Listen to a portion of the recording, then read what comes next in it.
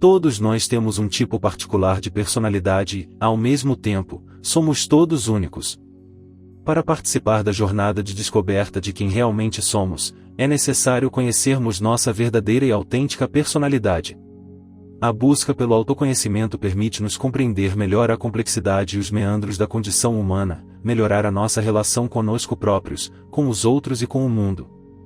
Em um de seus primeiros e mais importantes trabalhos, Tipos Psicológicos, publicado em 1921, o psiquiatra e psicólogo suíço Carl Jung cunhou os dois tipos de atitude bem conhecidos, introversão e extroversão. Ele escreve: este livro é fruto de quase 20 anos de trabalho no domínio da psicologia prática. Cresceu gradualmente em meus pensamentos, tomando forma a partir de inúmeras impressões e experiências de um psiquiatra no tratamento de doenças nervosas, de relações com homens e mulheres de todos os níveis sociais, de minhas relações pessoais com amigos e inimigos, e finalmente, de uma crítica das minhas próprias peculiaridades psicológicas. Sua motivação inicial para investigar a tipologia foi a necessidade de compreender por que a psicologia de Freud era tão diferente da de Adler. Ele percebeu que o princípio do prazer de Freud e a vontade de poder de Adler surgiram de suas próprias peculiaridades psicológicas. Para Freud, são de maior importância os objetos, coisas e pessoas, que, de acordo com seu caráter específico, promovem ou dificultam o desejo de prazer do sujeito. A ênfase é colocada especialmente nos pais. O assunto permanece notavelmente insignificante, nada mais é do que um acento de ansiedade. Para Adler, por outro lado, são os objetos considerados veículos de supressão que oprimem o sujeito, que busca superar seu complexo de inferioridade garantindo um sentimento de valor e pertencimento. Essas opiniões divergentes surgiram porque Freud era principalmente um extrovertido e Adler um introvertido. Quando consideramos o curso da vida humana, vemos como o destino de um indivíduo é determinado mais pelos objetos de seu interesse, enquanto em outro é determinado mais pelo seu próprio eu interior, pelo sujeito. A diferença fundamental entre os dois tipos é que o extrovertido tem um movimento de interesse para fora em direção ao objeto, realidade externa, enquanto o introvertido tem um movimento de interesse para dentro em direção ao sujeito, realidade interna. A natureza reflexiva do introvertido faz com que ele sempre pense e considere antes de agir. Sua timidez e desconfiança nas coisas induzem a hesitação e por isso ele sempre tem dificuldade de adaptação ao mundo externo. Por outro lado, o extrovertido tem uma relação positiva com as coisas, pois é atraído por elas. Novas situações desconhecidas o fascinam. Via de regra, ele age primeiro e pensa depois. Aquele é reflexivo, o outro é rápido em agir. O introvertido é como Prometeu, premeditação, e o extrovertido como Epimeteu, reflexão tardia. Para o extrovertido, é o objeto que funciona como um ímã sobre as tendências do sujeito. Sua atitude está constantemente relacionada e orientada pelo objeto, assim seu interesse e atenção estão direcionados ao seu entorno, incluindo coisas e pessoas. Eles têm por ele um fascínio quase inesgotável, de modo que normalmente ele nunca procura outra coisa. O perigo é que ele possa ser sugado pelos objetos e se perder completamente neles. É o caso de um empresário que está constantemente orientado para a expansão da sua empresa. No longo prazo, isso muitas vezes leva a problemas mentais ou físicos, que têm um valor compensatório, pois obrigam a atenção a voltar para si mesmo. Uma neurose frequente do extrovertido é a histeria, um comportamento emocional excessivo que parece fora de controle, uma tendência constante de se tornar interessante e de causar uma boa impressão. Para o introvertido, é o assunto que permanece o centro de todo interesse, como se o assunto fosse um imã atraindo o objeto para si. No entanto, descrever a atitude introvertida como autoerótica ou egocêntrica é totalmente enganoso. Jung escreve: todo mundo conhece aquelas pessoas reservadas, inescrutáveis, um tanto tímidas, que formam o mais forte contraste possível com os personagens abertos, sociáveis, joviais, ou pelo menos amigáveis e acessíveis, que se dão bem com todos, ou brigam com todos, mas sempre relacionam-se com eles de alguma forma e, por sua vez, são afetados por eles. Esses tipos parecem distribuídos de forma bastante aleatória. Na mesma família, uma criança pode ser introvertida e a outra extrovertida. Para Jung, o tipo de uma pessoa não pode ser uma questão de intenção consciente, mas deve ser devido a alguma causa inconsciente e instintiva. Portanto, deve ter algum tipo de fundamento biológico. Não nascemos tábula rasa.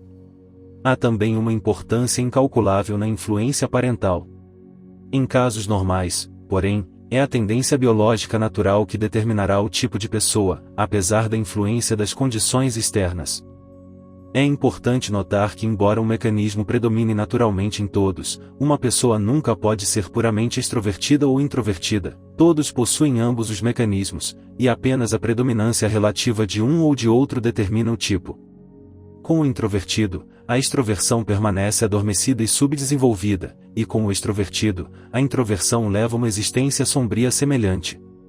Na verdade, a atitude não desenvolvida torna-se um aspecto da sombra, de todas aquelas coisas sobre nós mesmos das quais não temos consciência, do nosso potencial não realizado, da nossa vida não vivida.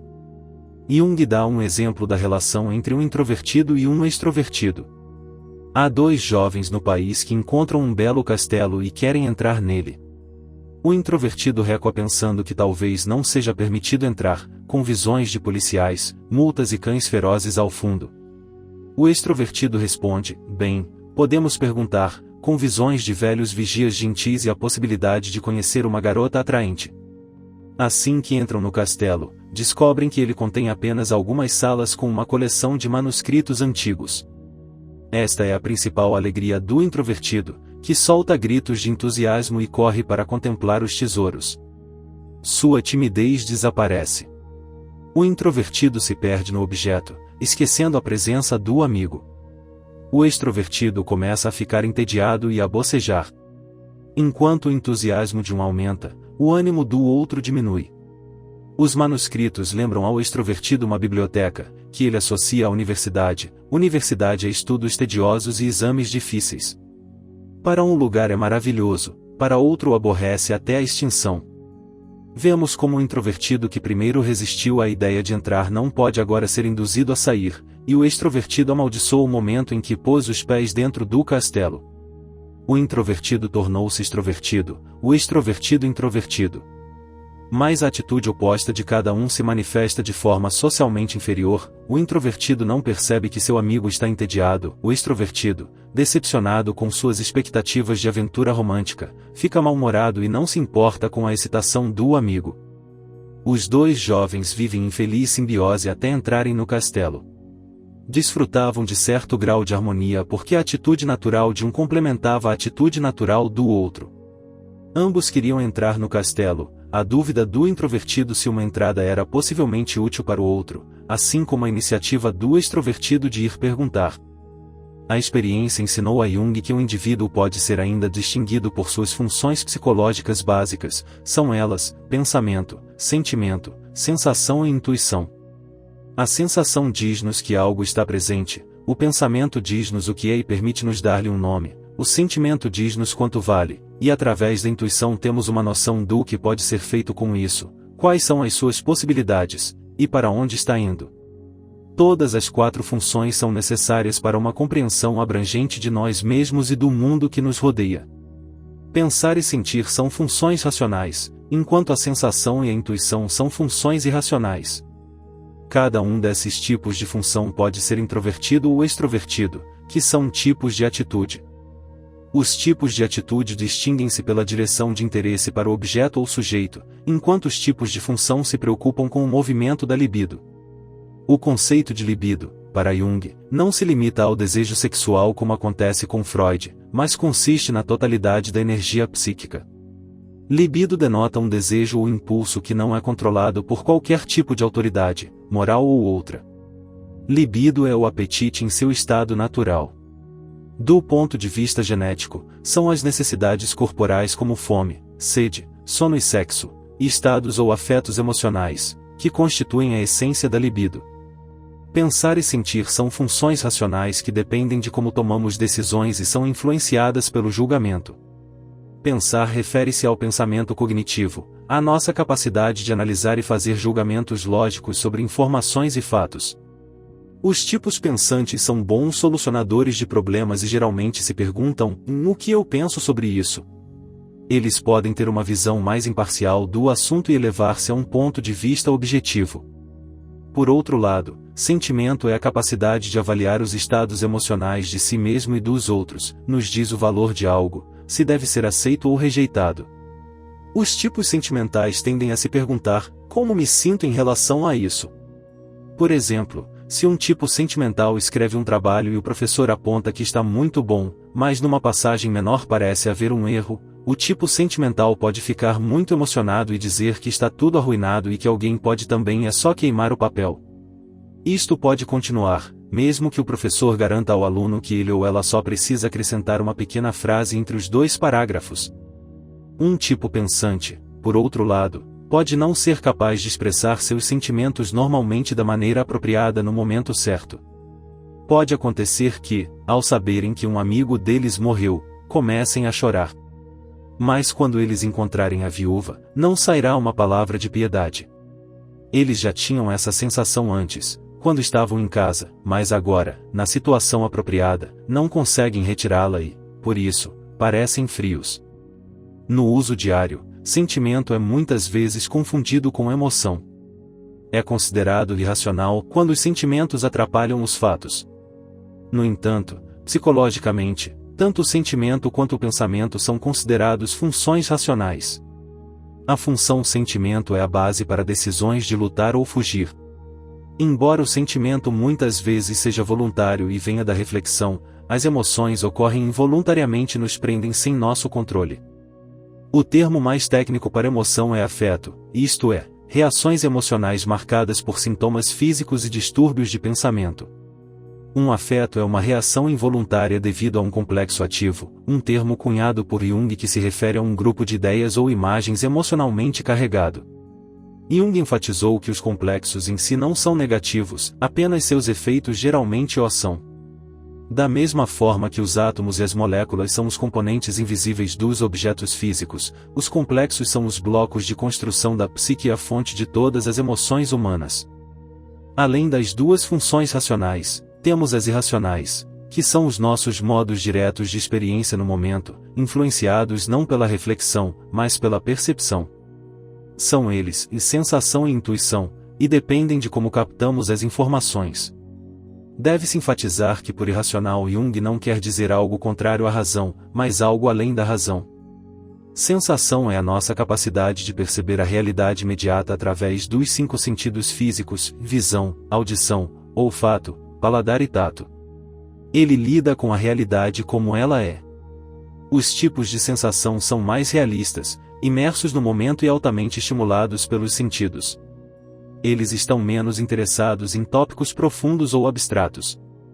Por outro lado, a intuição é a nossa capacidade de compreender padrões complexos além dos dados sensoriais imediatos. Permite-nos perceber possibilidades inerentes ao presente. Um conteúdo apresenta-se inteiro e completo, sem que possamos explicar ou descobrir como esse conteúdo surgiu. Isso acontece quando temos um certo pressentimento de que algo vai acontecer.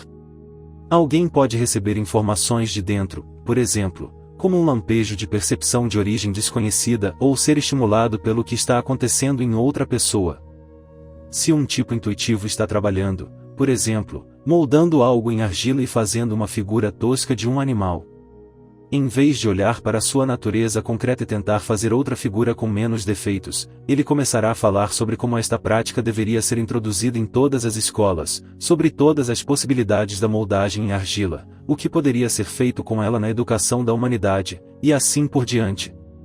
Ao contrário da sensação, a intuição percebe através do inconsciente e não depende da realidade concreta. Os tipos intuitivos estão mais imersos na realidade abstrata e lidam com metáforas. Os 2 tipos de atitude, juntamente com as 4 funções, produzem 8 atitudes funcionais ou tipos de personalidade, todos com peculiaridades próprias: pensamento extrovertido, pensamento introvertido, sentimento extrovertido, sentimento introvertido, sensação extrovertida, sensação introvertida, intuição extrovertida e intuição introvertida. Jung destacou que a classificação dos tipos de acordo com a introversão e a extroversão e as 4 funções básicas não é a única possível. No entanto, Jung parece ter tropeçado numa mina de ouro psicológica. esta estrutura quádrupla da psique continua a ser uma das descrições mais notáveis de como as pessoas podem compreender a si mesmas e a sua relação com os outros e com o mundo. Para Jung foi uma grande descoberta quando mais tarde encontrou a confirmação de sua ideia concebida de forma mais intuitiva no fato de que em toda parte nos mitos e no simbolismo religioso aparece o modelo da estrutura quádrupla da psique. O trabalho de Jung inspirou o popular teste de tipo de personalidade, conhecido como Myers-Briggs Type Indicator (MBTI). Os criadores do teste sentiram que o livro de Jung sobre tipos psicológicos era complexo demais para o público em geral e, portanto, decidiram tornar os conceitos mais acessíveis. No teste, há um total de 16 tipos de personalidade diferentes. No entanto, ao tornar as coisas mais acessíveis, também se corre o risco de compreender mal e banalizar as complexidades dos tipos de personalidade. Não sabemos se Jung teria apoiado este teste, ou qualquer outro. Na verdade, ele alertou contra o uso indevido de seus tipos como guia prático para um bom julgamento do caráter humano. A análise tipológica determinada por testes escritos pode ser enganosa e, na pior das hipóteses, completamente perigosa. Eles não consideram como o tipo de alguém pode ter sido falsificado por fatores familiares e ambientais, ou se alguém está assumindo uma personalidade enquanto faz o teste. Eles são estáticos e específicos do tempo e nada dizem sobre a possibilidade de mudança. O cerne da psicologia analítica de Jung é o processo dinâmico de individuação ao longo da vida, que consiste em trazer nossos conteúdos inconscientes para a consciência, permitindo o amadurecimento psicológico. Desde que se tenha consciência dos perigos, o MBTI pode servir positivamente como ferramenta de reflexão e orientação. Se estivermos perdidos, ele nos fornece um mapa. Porém, um mapa por si só, sem saber a direção de onde ir, não vale muito mais do que ser apenas um pedaço de papel. Nossa tarefa é encontrar as coordenadas do nosso verdadeiro eu. Só então poderemos acessar a plenitude do nosso ser, e compreender o próprio tipo é necessário neste processo. O modelo de tipologia de Jung não é um sistema de análise de caráter, nem uma forma de rotular a si mesmo ou aos outros. Por mais que se possa usar uma bússola para determinar onde se está no mundo físico, a tipologia de Jung é uma ferramenta para orientação psicológica. Se uma das 4 funções predomina habitualmente, resulta um tipo correspondente, que é chamado de nossa função primária ou dominante. Quando crianças, nossa tendência natural é fazer aquilo em que somos bons e adiar coisas nas quais não nos sentimos superiores. Através de tal comportamento natural, a unilateralidade aumenta cada vez mais. Depois vem a atitude familiar. A criança dotada de edificação ou construção deve se tornar engenheiro. O entorno reforça as tendências unilaterais existentes, os chamados dons, e há assim um aumento no desenvolvimento da função dominante e uma lenta degeneração do outro lado da personalidade. Este é um processo inevitável, e ainda tem grandes vantagens, desde que se permita que o tipo natural da pessoa floresça. Todas as funções podem ser conscientes, mas só falamos da consciência de uma função quando seu uso está sob o controle da vontade e, ao mesmo tempo, o seu princípio governante é o decisivo para a orientação da consciência. Isto é verdade quando, por exemplo, o pensamento não é uma mera reflexão tardia, ou ruminação, e quando as suas conclusões possuem uma validade absoluta. Para Jung, esta soberania absoluta pertence sempre, empiricamente, a uma única função. Através do que Jung chama de processo de diferenciação, separamos uma função das outras. Sem isso não temos direção, pois a direção de uma função em direção a um objetivo depende da eliminação de qualquer coisa irrelevante. Uma função indiferenciada é uma condição arcaica caracterizada por confusão e ambivalência, que pode provocar uma dissociação da personalidade. Isso acontece quando as pessoas têm dificuldade em encontrar o seu próprio tipo, muitas vezes porque são tipos distorcidos, forçados pela atmosfera circundante a desenvolver outra função que não a natural. Por exemplo, disse a uma criança que deseja se tornar um artista que ela deve se tornar um médico. Ou quando a atitude dos pais é extrema e uma atitude semelhante também é imposta aos filhos. Por exemplo, digamos que um menino seja do tipo sentimental, cercado por pais e irmãos orientados para o pensamento. Ele será naturalmente a ovelha negra e terá que suprimir sua função principal. Ele pode seguir os passos do pai e se tornar engenheiro, mas terá grandes dificuldades com os estudos e mais tarde com o trabalho, se sentirá mal consigo mesmo e se considerará um fracasso. Pode chegar um momento, porém, em que o homem perceba que nunca se sentiu à vontade no mundo das máquinas, mas sim no trato com as pessoas. De repente ele encontra o caminho que ressoa com o seu ser e que a natureza esculpiu para ele. Via de regra, sempre que ocorre tal falsificação de tipo, o indivíduo torna-se neurótico e só pode ser curado desenvolvendo a atitude consoante com sua natureza. No entanto, nem tudo está perdido. Tal pessoa é forçada antecipadamente a fazer algo que na segunda metade da vida ela teria que fazer de qualquer maneira. Na análise, muitas vezes pode-se ajudar as pessoas a voltarem ao tipo original, e então elas são capazes de pegar a outra função muito rapidamente e alcançar um estágio desenvolvido.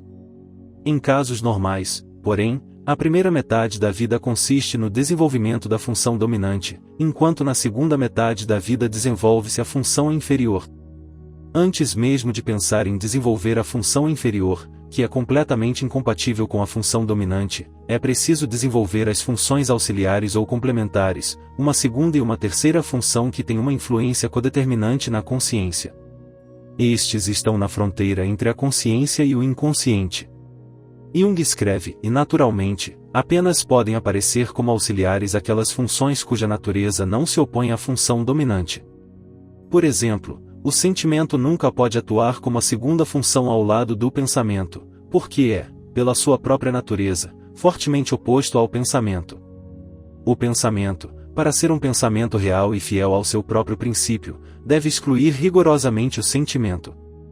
Um indivíduo pode muito bem ter pensamentos e sentimentos no mesmo nível, mas este é um caso de indiferenciação. A função auxiliar não pode ser antagônica à função dominante. Por exemplo, o pensamento pode facilmente emparelhar-se com a intuição ou a sensação como auxiliares, que, como funções da percepção, proporcionam uma assistência bem-vinda ao pensamento. Mas como observado, nunca com sentimento. A função auxiliar só é possível e útil na medida em que serve a função dominante, sem reivindicar a autonomia do seu princípio. Jung escreve, e as combinações resultantes apresentam a imagem familiar de, por exemplo, pensamento prático aliado à sensação, pensamento especulativo avançando com a intuição, intuição artística selecionando e apresentando suas imagens com a ajuda de valores de sentimento, intuição filosófica sistematizando sua visão em pensamento compreensível por meio de um intelecto poderoso, e assim por diante. Não é fácil determinar o nosso tipo de personalidade porque tendemos a associá-lo às funções que desejamos possuir, e não às que possuímos. Isto é natural, pois a psique procura compensar a nossa unilateralidade. Muitas vezes as pessoas garantem que pertencem ao tipo oposto ao que realmente são. É preciso perguntar-se, o que faço habitualmente mais? Do que eu sofro mais? Onde é que na minha vida eu sempre bato a cabeça na parede e me sinto um tolo? Isso geralmente aponta para a função inferior. É preciso sempre lidar com a pessoa real. A verdadeira educação só pode partir da realidade nua e crua, não de um ideal. Ao contrário da função dominante das funções auxiliares, a função inferior ou quarta função está totalmente imersa no inconsciente e só pode ser parcialmente integrada. É a nossa função menos desenvolvida. No entanto, a função inferior é muitas vezes onde está o ouro, o tesouro difícil de alcançar. É a porta pela qual todas as figuras do inconsciente entram na consciência. O que você mais precisa é sempre ser encontrado onde você menos deseja procurar. A analista junguiana Marie-Louise von Franz escreve, pode-se dizer que a função inferior sempre faz a ponte para o inconsciente. Está sempre direcionado ao inconsciente e ao mundo simbólico. Mas isso não quer dizer que seja dirigido para dentro ou para fora, isso varia individualmente. Por exemplo, um tipo de pensamento introvertido tem uma função de sentimento extrovertido inferior, seu movimento será em direção aos objetos externos, para outras pessoas, mas tais pessoas terão significado simbólico para a pessoa, sendo portadoras de símbolos do inconsciente. Para Jung, a função inferior contém a anima ou animus, as imagens anímicas contrasexuais da psique.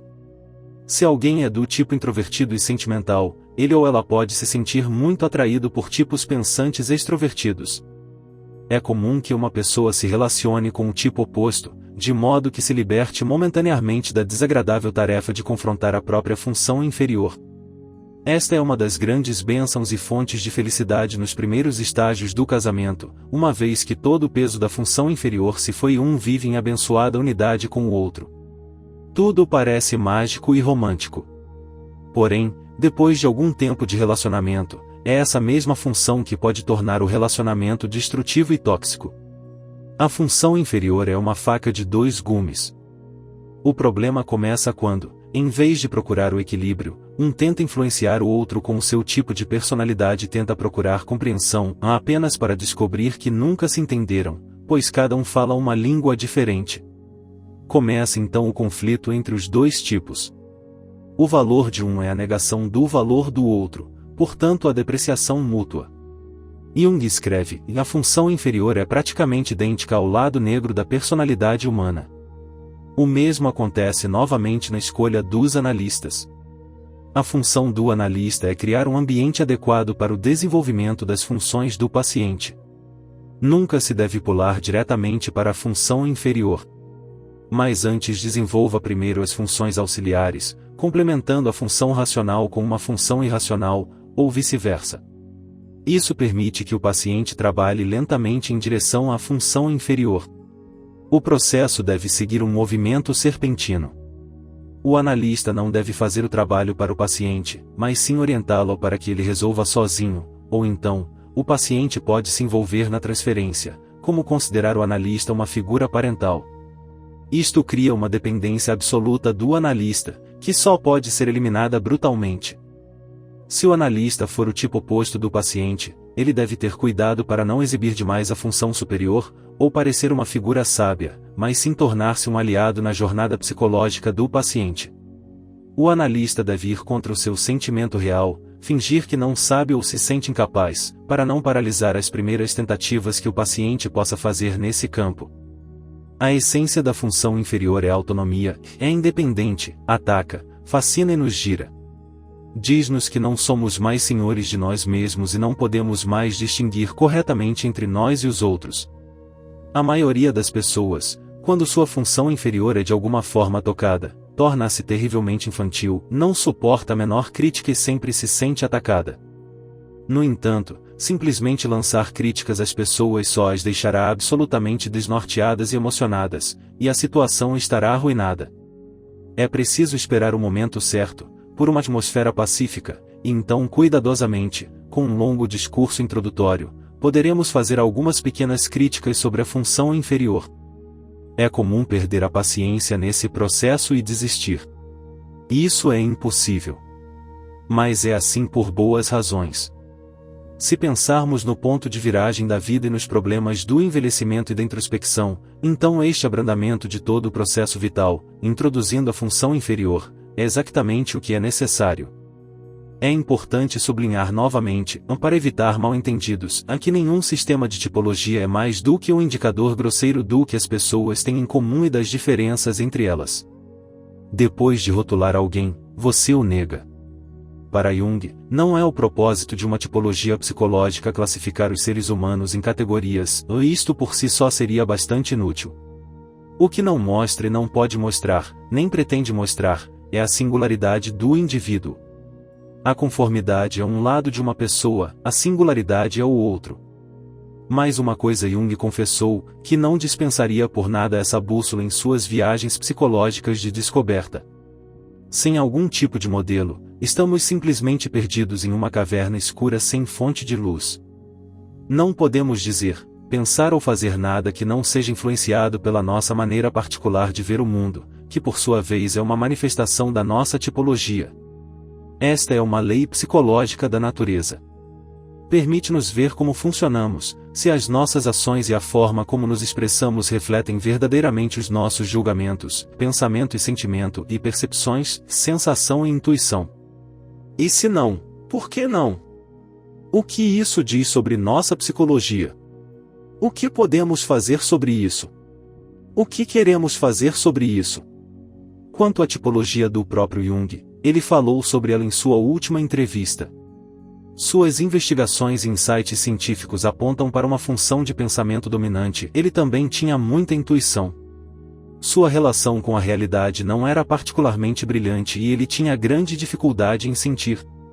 Ele deixa claro, porém, que o tipo não é nada estático. Isso muda no decorrer da vida. Quanto a saber se Jung era principalmente introvertido ou extrovertido, sentimos-nos em terreno mais seguro. Quando nenhuma resposta vem de dentro para os problemas e complexidades da vida, eles significam muito pouco.